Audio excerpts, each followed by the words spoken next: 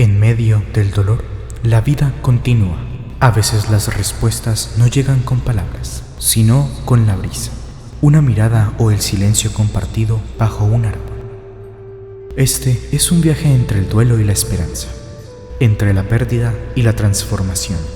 Un relato donde el corazón se abre a lo esencial, aceptar, agradecer y seguir viviendo. Bienvenidos a La realidad es lo que vivimos.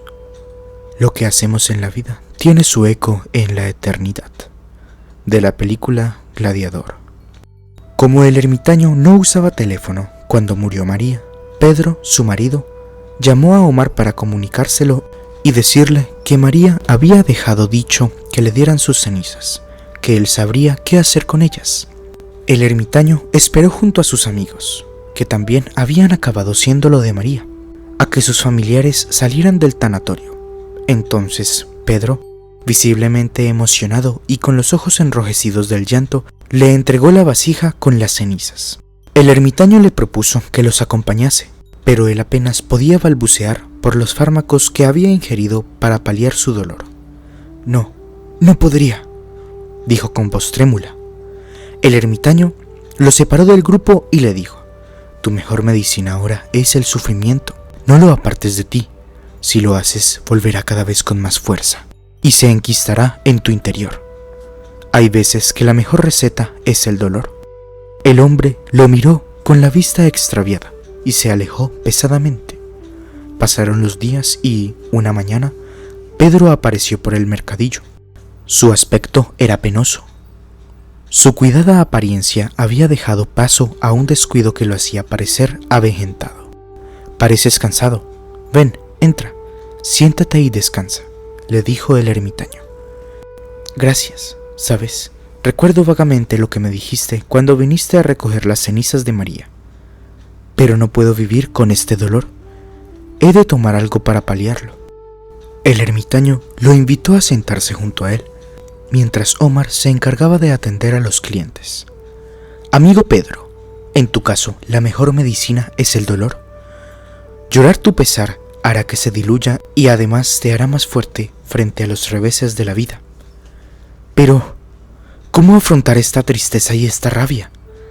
No puede haber mayor sufrimiento en el mundo que este, decía anestesiado por los fármacos y sin escuchar realmente al ermitaño.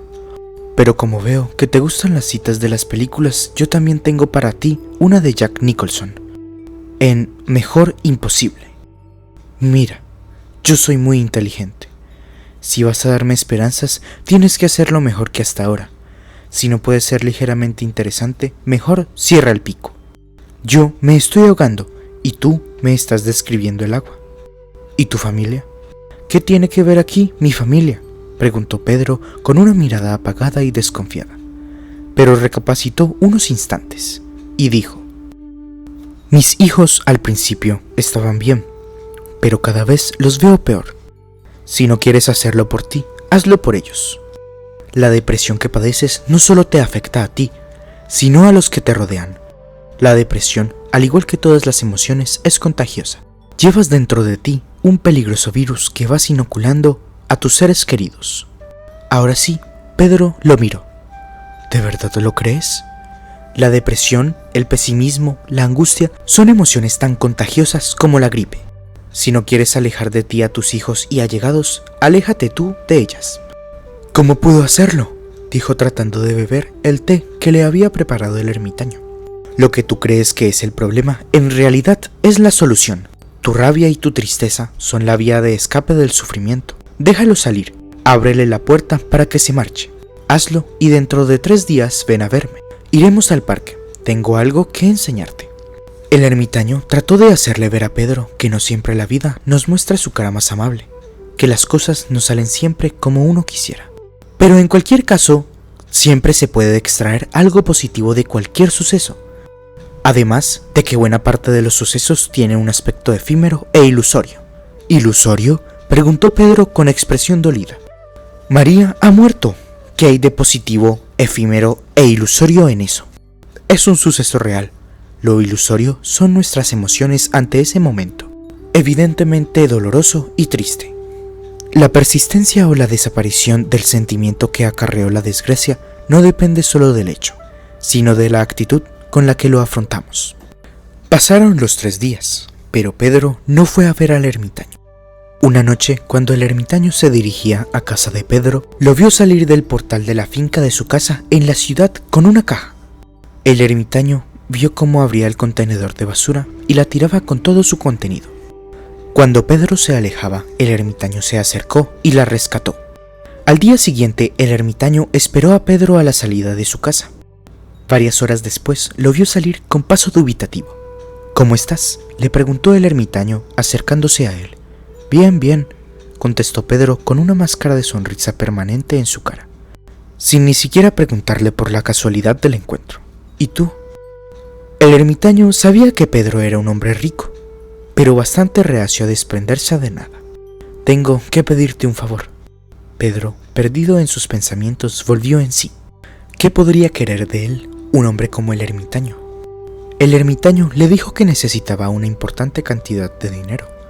El hombre se quedó mudo y sin sonrisa durante unos instantes. Él sabía que el ermitaño no era rico, pero no parecía que para él el dinero fuese un problema, y nada podía sorprenderlo más que una petición tan directa de algo que él sí podía dar. Ante su sorpresa, el ermitaño le dijo que no se preocupara, que tenía hasta el día siguiente para contestarle. El buen hombre ni siquiera acertó a preguntarle para qué quería el dinero. Esa noche Pedro no pudo dormir, y no daba con la forma adecuada para negarse, hasta que encontró la respuesta que le convenía. Al día siguiente se encontró con el ermitaño, y, con la sonrisa pegada de nuevo a su cara, le dijo: «Ermitaño, me extraña que tú necesites dinero, pero de todas formas no creo que el dinero solucione el problema». «El dinero nunca es la solución», exclamó. «Además, yo ya hago donativos cuando la situación lo requiere». «Efectivamente, estoy de acuerdo contigo», le contestó el ermitaño. «La solución no está en el dinero, aunque a veces ayuda. En la película El mundo de Leland dice algo muy interesante con relación a los terremotos. Lo curioso es que después de ellos es que ves a la gente sacando a otros de edificios derrumbados, a gente abrazándose. Y todo porque han visto unos zapatos de niña en la calle y no se ve la niña por ninguna parte. Un par de días después se olvidan de todo. Aún así, eso demuestra que hay bondad en las personas. Al menos durante los terremotos», replicó Pedro. El ermitaño sonrió antes de continuar. «En este caso, no se trata de un donativo para una causa humanitaria producida por un terremoto o una desgracia similar. El dinero es para acabar de construir un refugio para gente inmigrante, para gente necesitada. Si el dinero es o no la solución, tú mismo debes comprobarlo». Pedro, sin saber bien qué decir, insistió en su argumento para no desprenderse de una pequeña parte de ese dinero que había estado acumulando durante años. «No creo que el dinero sea la solución al problema que esa gente pueda tener. Nunca lo es. Tal vez tengas razón, pero estoy seguro de que si lo haces, te servirá de ayuda». Le apuntó en un papel la dirección y el nombre de Omar, que estaba gestionando ese proyecto humanitario, y se fue. Días después, el ermitaño fue al centro de acogida como solía hacer a menudo, y encontró allí a Pedro. Al verse, los dos sonrieron con naturalidad. «Veo que te has decidido a ayudar a esta gente», dijo el ermitaño. «Los ayudaré con algo de dinero, y también en la construcción del nuevo centro de acogida», dijo Pedro, que era arquitecto. «Creo que seguiré viniendo por aquí durante mucho tiempo. Mi verdadera vocación es la cocina. Ahora tendré la oportunidad de cocinar para otros». Se puso serio durante unos instantes y sonrió otra vez, dándole las gracias al ermitaño. «Gracias a ti por lo que has dado, y gracias a ellos por lo que te dan», contestó el ermitaño. «Ser generoso no implica dar todo el dinero que tengamos a otros. Tenías razón, por lo general, dar dinero no soluciona el problema de nadie, salvo que sirva para sobrevivir, es decir, para obtener comida, agua, medicamentos y cosas esenciales para la supervivencia. A partir de ahí, lo que la gente necesita es cariño, una palabra amable, una sonrisa, un abrazo, comprensión, además de una buena comida hecha con esmero y tus buenos conocimientos profesionales», acabó el ermitaño con una sonrisa. Pedro se inclinó ligeramente, se llevó la mano al corazón en señal de respeto y gratitud y dijo: «Sí, no hay nada más grande que dar y recibir». Sucede una cosa curiosa. Mientras más cosas damos, más somos capaces de dar. Estoy recibiendo mucho más de lo que doy, así que tendré que seguir dando para tratar de compensar todo lo que recibo. Así es la vida. Dar de verdad, recibir de verdad. La vida es como un eco. Imagínate que no sabemos que existe el eco y que llegamos a un valle donde todo lo que decimos se repite y amplifica. Si proferimos palabras de dolor, de angustia, recibiremos lo mismo. Y si nos enfadamos y proferimos insultos, recibiremos insultos, y eso nos hará enfurecer y aumentará la espiral de agravios y de ira, de dolor y de angustia. Pero si recapacitamos y entendemos que solo es el eco, podemos hablar con voz agradable y decirle al valle lo hermoso que es. Entonces recibiremos eso mismo amplificado. El valle, el mundo, la vida, nos contestará con una voz suave y amable. Nos dará todo aquello que le hemos entregado, y cuanto más demos, más recibiremos. El ermitaño, mientras le hablaba, puso su mano sobre su hombro.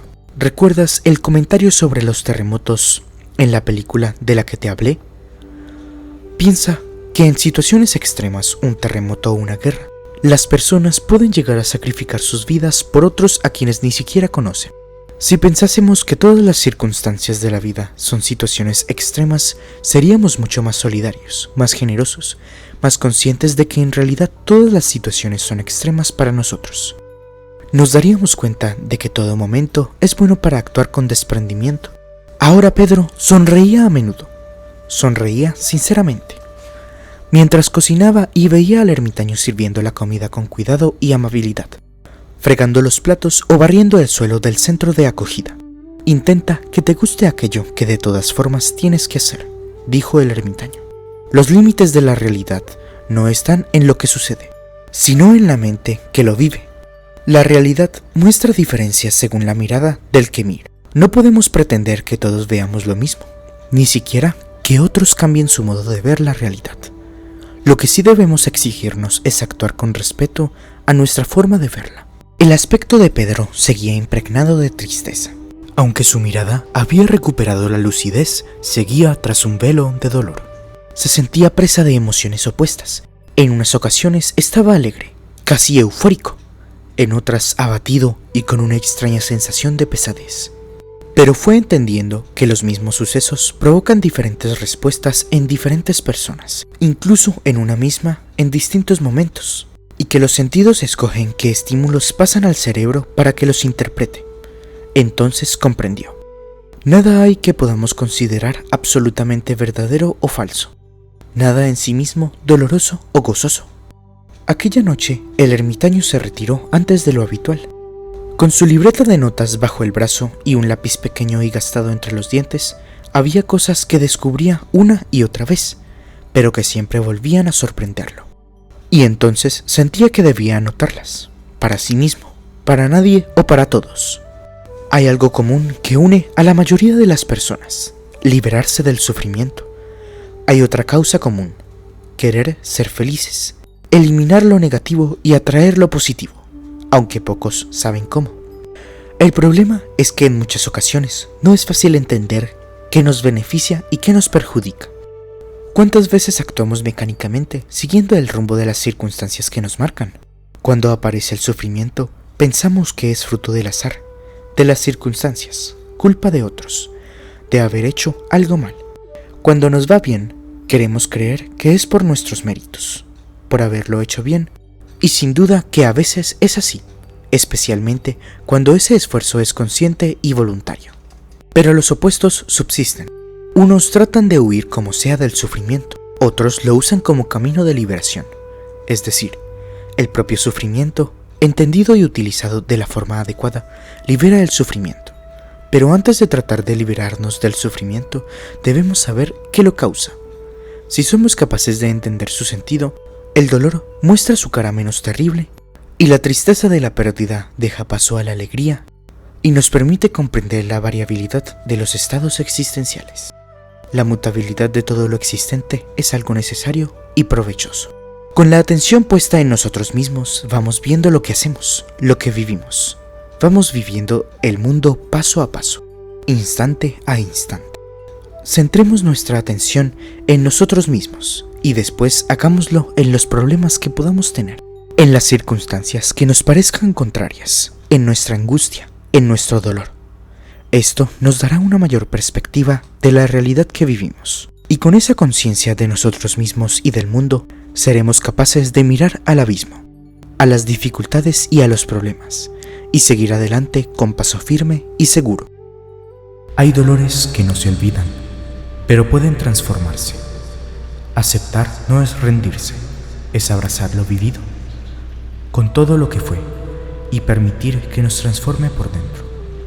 La muerte de María no marcó un final, sino una semilla plantada en el alma de quienes la amaron. Y en ese silencio que queda, hay algo que susurra. Lo importante no es entenderlo todo, sino vivirlo con el corazón abierto. ¿Qué harías diferente si supieras que cada gesto tuyo deja una huella en el alma de los demás? Nuestro más sincero agradecimiento a Fernanda Guevara y Abigail González, cuyas generosas imágenes de Alto de Hinche, en Cundinamarca, Colombia, nos permiten contemplar la serenidad de aquel lugar, como si el viento mismo nos llevara hasta sus montañas. Este video fue realizado en equipo con la Estación Ciónica Evolutiva. Si disfrutas de este tipo de contenido, considera suscribirte y compartirlo con alguien que también lo disfrutaría.